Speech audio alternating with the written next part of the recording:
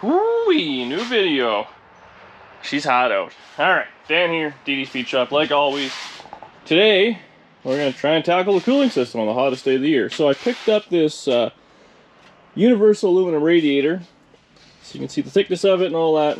It is slightly the same width, not quite as tall as the factory one. Obviously the factory one has tanks top and bottom, this has side to side. But the factory one, you know, that's about how it is. So we're hoping it's twice as thick and we can get that taken out. Now the problem is, this is a universal jobby. You have to get some tabs welded on, but not the end of the world. And I don't know if the inlet outlet will be in the exact right spot. Well, they'll work, but what I'll be able to use these hoses. That's to be determined. So I'm going to peel this one out and just slide that one in and see where we're at. And then I'll have to get it welded. I got some aluminum, just some channel or angle I can weld on it. 55s out in the driveway. Gotta do a few things to it. So it runs rich. So I picked up another set of jets and a couple power valves for it. I'm gonna get those switched out on it. And what else did I buy? I think that might be it. Oh, I'm gonna change the plugs one more time. I'll read the plugs, see how they are. This thing's running really good. I'm happy with it, but it's just a little on the rich side. And I gotta adjust the accelerator pumps because I think the cam piece is wore out, so it needs a little bit more accelerator squirter a little earlier on, which I do have a bunch of cams, so I can change that. But I'm gonna unbolting this. It's literally just 4 bolts. The whole piece, the whole unit will come right out. Then I can set this one in where I want it, and determine what I'm gonna do for brackets. Should be pretty simple. When I was looking at it, there's a flat spot here and a flat spot there, so worst case I can get a few angles welded on that. And as long as it doesn't interfere with the frame, we should be fine. We'll be laughing. Whew, it is freaking hot out. But so there you go. The old radiizer is in. A little on the tight side, just a little bit down there. I got to get a couple of kind of custom rad hoses made, and when I say custom, I mean those flex ones everyone hates, but that's what I'm going to put on because I love those. Same up top. We're tight to the battery, but you know what? The battery's a little and we got to kind of so we'll get on that. But yeah, just to kind of show you, like this thing is, she's seen better days. I mean, I just colored it black, but it's a little on the mangled side. And then it's just a little 2-row job. You can see. So she's not too big. So this one's twice as thick and 1 inch shorter. So I have it just on a little wax tin there, but that should be fine. And it's not all full of junk. So this one, like I was looking up, it'll show it's all corroded in there and whatnot. I mean, it's a good radiator, and I'll keep it. I'll solder the top back together for some 318 or who knows what, because it is the bigger one, but it's got to be an original rad of the day, and it's just seen better days. And when it was all put together, this thing was never meant to well, be street driven, and only did a quarter mile a time, and it was a full-blown race car, like Vin Diesel said, right? But now we'll have a nice aluminum one in there, electric fan, so that should be good. I'm hoping I might be able to get away with a big fan. I do have a guy has a 7-blade clutch fan, which apparently really something else, which he said I could have for a steel, and maybe even put a shroud on it. We'll see. I do like mechanical stuff versus electric, I gotta say, but you gotta deal with what you got. And I had the electric fan. I actually have another small one on the wall, so if I can put dual fans on, maybe like a big one followed by a small one would be a bonus. But we'll put the one on for now. Done nothing on 55 yet because it's too damn hot, but I'll try and psych myself up to put the carburetors together. Okay, well, it hasn't got any cooler out. So we got the radiator, it's all out and apart. I've dropped it off with a guy to weld on a couple of tabs, which is honestly just, I think it's 2x2 by 1/8 inch aluminum, just to make a couple of slots. Man, look at that, a little bit of sunburn there. I had these in the old parts bin. A couple of make anything you want rad hoses. So that's mint. That guy dropped them off. Hopefully I'll have back tonight yet, which would be awesome. So all the guys working in their garage for cash. Now, well, I guess I'll show you here. So I got 55 all apart. I took off the front carburetor. The job they were doing, you can actually service on the car, but being a tunnel ram, the bowl has to come off. So in that case, the front carburetor has to come off. So I'll just show you what I did on the other one. So this is, let's use the Dodge as a workbench because that's what it's good for. Gas won't hurt the paint. So on the car it would look like this, sandwiched together and up against the body of the carburetor. So you undo 4 bolts, the float bowl comes out, we make sure it's nice and clean there, which it was. Everything's fine there. I have set the floats, so there's no worries on that. And I double checked the accelerator pump. It's got lots of accelerate in it. Now here's what we're changing. So this would sit up against the body of the carburetor. These are your 2 jets, which I have a whole kit, but this is, well, it's for like man carburetors. These little baby carburetors I didn't have anything for. So I got a pair of jets. We're going to down it from 58s to 54s, I think is what I got. So we're going to do that. And I got a new power valve, which just comes up from the back side. And then we'll reverse the process to put it all back together. Okay, so we got our new bits in there. I figured I should probably do a better job explaining this. Danny was standing at the door because she had a pool problem. So the jets are numbered. Now on the side of these jets, I just bought this kit off Amazon, I believe. Just get one out with my fat fingers. Focus. Anyways, that's a 72 on it. My inch goes right there. So they go up. The smallest one this kit had was 64, and I said put 54s in up to 99.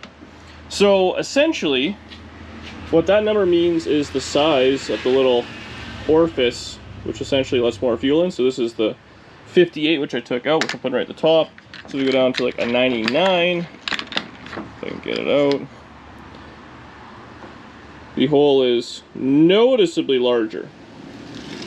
Now, these carburetors are very simple. They don't have a metering block on the backside, so there's no adjustments.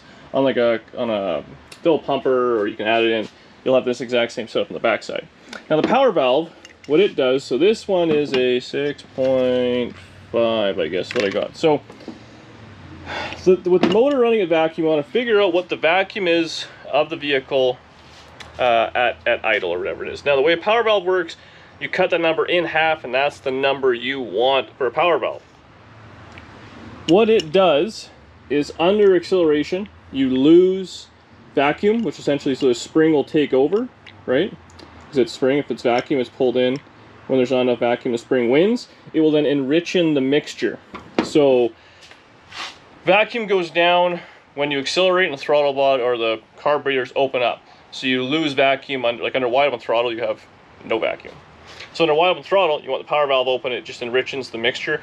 Guys do plug these and then step up the jet size a couple or something like that. This just makes drivability a little bit nicer. It'll run a little bit leaner than under RPM or less vacuum. It allows more fuel in, I think. At least that's what I'm saying. Now the way this goes, that'll go on something like that. Oh, how hard to do this one-handed, but it'll go on like that. The float bowl will then go on. This little tube feeds the back bowl, which I've had these all apart and I've cleaned them so they all look good inside. And then if you ever want to adjust the mixture or the float, you do it with that, and that's your sight right there, and you want to make sure it just kind of trickles out. Little sight plug. So we'll jam this back together, slap her on the car, and hopefully it'll lean it out a little bit. It's got a little bit of raw fuel, smells rich. Under wide open it's fine, but under kind of light cruising around it's a little annoying. As I said, it was burning plugs. That being said, clean the carburetor and setting the floats again and put a new set of plugs in. I probably got about 100 150 miles on already in the last few days. I've been driving it just everywhere and it's not missing or anything like that. Before it would be up and down the block and you'd start to notice it, and within 25 30 kilometers or miles it would be fouling plugs. So, but like I said, that back float was stuck. I believe I said that in another video, or out of adjustment or whatever. So it was just dumping fuel. But I think we got her fixed, or we're fixing it anyways. Well, it's nighttime. Man, does this car look good though, eh? It's living the dream with them big tires. So it's all running good. I'm happy with it. Put some miles on it. Ran with new carburetors, and you know, it's firing on all 8. You know, exhaust is all kind of equal temperature across it, so we should be good. Picked up that radiator. the brackets they're on there. One of them situations. I just filled it up with coolant. So this thing is definitely, I think the block is partially filled. So I googled a 1970 440 holds 15 liters of coolant. I'm going Canadian liters here. This one held just over 10. Now it doesn't have a heater core, so that's probably what, a liter or two maybe. So I definitely think the block is partially filled. So we got mostly water with a little bit of coolant in it, and I like to run that water wetter. And we'll see. So I mean, it's loose in there. We got our goofy hoses on.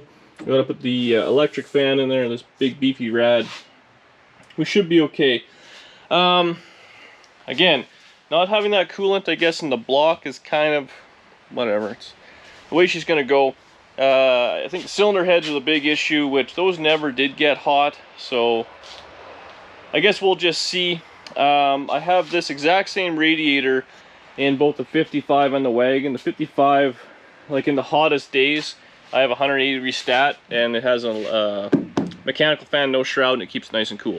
That being said, it's not nearly as racy, and you know, it's the full block. But so we got that. I'll put some sort of catch can on it at some point. I'm really hoping this will keep it cool, or at least cool enough that it's kind of drivable. You're not driving this thing across Canada or across the country, right? But it'd be nice to be able to go take it to a car show, take it to ice cream, you know, drive it for a half hour, 40 minutes at a time, and you know, maybe not the hottest weather, but a little bit more reliable. So if you guys have any ideas of how to keep stuff cool, I've never dealt with a block that's partially filled. I know it's big in race car stuff applications. I'm only street car stuff, right? So hopefully, I mean, big honking radiator, the biggest fan I can put on it. I guess I could put a shroud on it, maybe might work better. I can build a shroud for it, but that's kind of where I'm at. I guess you could put like a heater core or another radiator system or something like that, just to simply hold more coolant. But I mean, ultimately we took it out. It did okay. It kind of ran for 20 minutes or so before it got up to 200, and once it went to 200, it went out of control. I also want to put a better gauge on it. I don't think the gauge is the most accurate. It only boiled over once, even though it kind of read hot a few times. But it could be, I mean, old cap, old radiator, all those things. I'm hoping we have it fixed for 300 bucks. Otherwise, I'm kind of out of ideas. But it's late now. I'm tired. Man, the sun's been kicking my ass. This thing was cool. I got to figure out how I want to mount it and stuff like that. This is the biggest radiator we can fit in here. That's why I got it. I mean, the core is all the way to the bottom, all the way to the side, and all the way to the top. So there's not much more flow you can get. They did have one that was slightly wider, but then we're not fitting between the frame rails. We're tight as she is. That's what the biggest rad we can get without buying something fancy and custom and all that, which I'm not doing. See you tomorrow. Okay, so it's the next day, next morning actually, trying to get some work done before it gets too hot, because it's supposed to be hot again. I ran out real quick and I grabbed a water pump, brand new one. Overpaid a little bit, the local parts store. What are you gonna do? So I'm gonna change the water pump. I looked for a thermostat. They didn't have any in stock. I guess thermostats are hard to find right now, or something. I'm not really too sure. But we're just gonna go ahead and wheel the belt off, pull the water pump out, clean the surface up, put it back together. I did a bunch of research yesterday, and a lot of people are saying that even if a block is filled and stuff like that, it really shouldn't overheat as long as the cooling system is adequate. So we're gonna hope those people are right, because there was just as many people saying that you can't run a filled block on the street.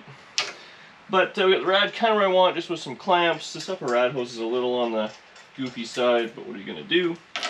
So yeah, we'll get this out, put her back together.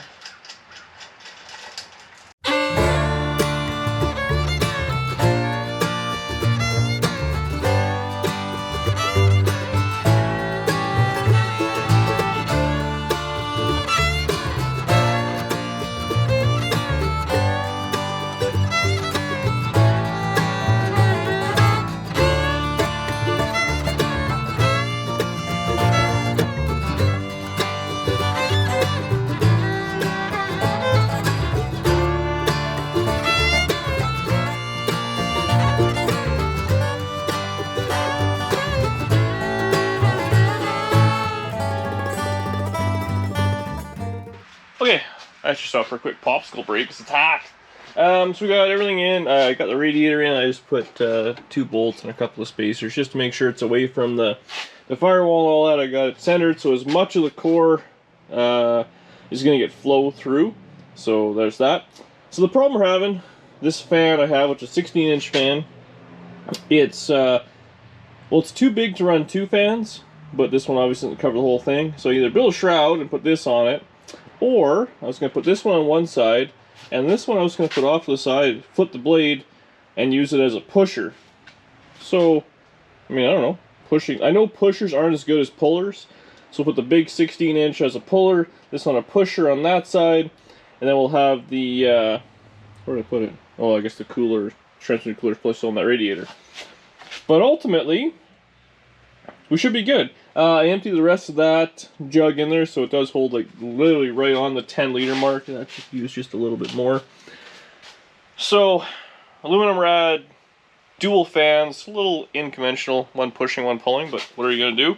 And yeah, so we'll jam this together. I'm just gonna use those kind of pull through, whatever they're called, little snap things to get the fan secured. We'll get them wired up. I already got the wires running. I just got to build 2 wires for this one fan, and we're dialed. It'll be fanning. Hopefully it's also cooling. So this is the hot new setup. We got a pusher fan, we got a puller fan. The cooler's in for the transmission. I don't have it up against the radiator because I don't want it there. I want to move it actually up here. I just think that's sitting right against the rad's not the greatest. So got all that going on. It's just all kind of temporary wired. We got a brand new water pump. Let's just see what happens here. So key on. So she's noisy, but I don't know. I guess we'll fire it up. Let it idle and see if it overheats. Because this thing did overheat. It was regardless of if you were driving or idling or whatever. So typically, if you're driving and it's getting all the airflow through the radiator while you're moving, it's still overheating. The cooling system is just simply not adequate. That's all there is to it.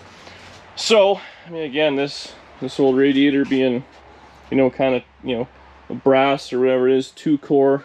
I wish I could show you in there a little better, but it's all, each one of the little fins, I guess it kind of shows up, is all corroded, so I'm sure it's flowing half as much. The water pump, that didn't look bad, I'm not gonna lie. I don't know where I put it. It was, I mean, it had some corrosion and stuff on it, but I mean, that's fine. It wasn't leaking, so that might have been a waste of whatever it was, 40 bucks, but hey, if it works and doesn't overheat, who cares what it costs, right? But yeah, I'll put a little catch can or something like that right there, and we'll be good. But I'm gonna let this thing run, and we'll see what happens. All right, I got my muffs on. Gotta protect the ears.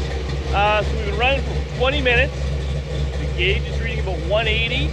Now I know we're in the garage, it's just idling, but it's hot today. Hot. Let me show you. Hang on. Stupid thing. 30 degrees. So 30 Celsius, I think, is about 90 Fahrenheit. That's in the garage in the shade. So not a bad stress test. Hopefully you guys can hear me. The gauge has been pegged right on that little dot, right? Yeah, that's terrible reflection. About 180. I hate this gauge. It's just terrible. Like, it reads up to 280. Who would ever need that? So, idling, see if we can keep cool for 20 minutes in a 90-degree day. That's stop and go traffic kind of thing, right? You can tell the car's smoothed out. Top of the rad, 130 to the bottom, or 117. Where the gauge is, that's 164. Overhead 160. This thing runs rich. Yeah, nice. There you go. I think we've solved the problem. I mean, that's 20 minutes of idling. Oh man, it's hot out. But I don't know, I think next step we're gonna take it for a little drive. I don't know if I'm gonna do it this afternoon. It's gonna be 36 Celsius. I don't even know what that is. That's got to be like 100 degrees, high 90s, something like that. That's too hot to be in a muscle car as it is, and especially a ratty one or a rowdy one like that. But I think we've solved the cooling issue. If we've solved that, we can actually drive the thing. I'm hoping.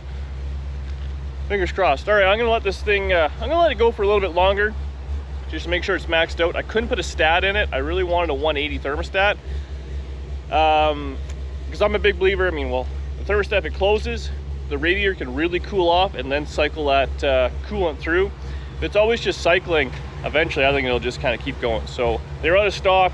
What are you gonna do? I gotta find one. I'll put one in. And I also want to get some water wetter. I don't have any of that in there. I'm a big believer in that stuff too. It's supposed to lower it 10 or 15 degrees. And it works. Trust me, it works. So that's really it for now. See you guys in a bit. All right, well, it's the next day. Last night, we had the car running. It ran from there 10 or 15 minutes after I kind of stopped filming for sure. Never overheated, which was great. Realizing it's just idling, but it was hot yesterday and seemed to maintain. The weather came in and it just started pouring stuff. Then we had our Saturday night live stream, which hopefully you guys are in. If you're not, so that's 7:30 every Central every Saturday night. We go live for an hour and a half, talk to you guys, which is fantastic. Favorite part of the week. Anyways, cars are both outside. 55's running great now. With all the little stuff we did, I took around the block, and it seems happy. A little less rich out the exhaust. The Challenger, we put it outside, and then I haven't done nothing with it. So now we have an empty shop in here. Check this out. Which only means one thing. We got another car coming home today. So that's where I'm going to end the video. I will do another video of the Challenger. Well, we'll actually get it running. Hopefully now it won't be broke down the side of the road. That'd be nice. Nice change of pace for us. I think we got the cooling system dialed, or at least as good as it's going to be, and should be able to run for a small amount of time before it overheats. That's where I'm leaving it. A couple awesome cars. Damn near everything in the driveway runs. We got to get back in the wagon. I know you guys keep telling me wagon. I'm working on it. Well, I'm actually not working on it, but I'm working on it. All right. Thanks for watching. See you in the next video.